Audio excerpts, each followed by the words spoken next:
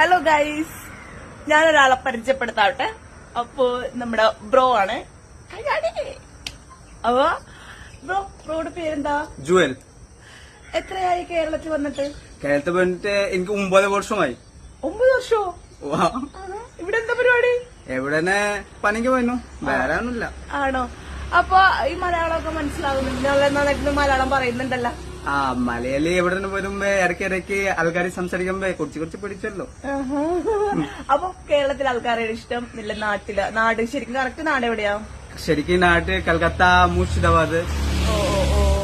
അവിടുത്തെ ആൾക്കാരാണ് കേരളത്തിലുള്ള ആൾക്കാരാണ് നല്ലത്?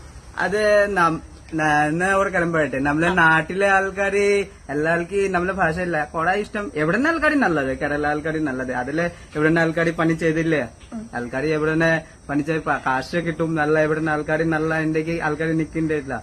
ശരി, അപ്പൊ നമ്മള് പണി എടുത്താൽ മതി, നമുക്ക് കാശ് കിട്ടണം, അതാണ് മെയിൻ ഉദ്ദേശം. അങ്ങനെയല്ല, പണിക്കൊന്നും കുഴപ്പമൊന്നുമില്ല. പിന്നെ ഒരു ക്വസ്റ്റ്യൻ ചോദിക്കട്ടെ. എന്റെ കൽക്കത്തയിലെ പെണ്ണുങ്ങളാണോ കേരളത്തിലെ പെണ്ണുങ്ങളാണോ മൊഞ്ചു കൂടുതലുള്ളത്? പെണ്ണുമാടി അതെ, കൽക്കത്തക്ക് നല്ല, കേരളത്തിൽ നല്ല സുന്ദരമുണ്ട്.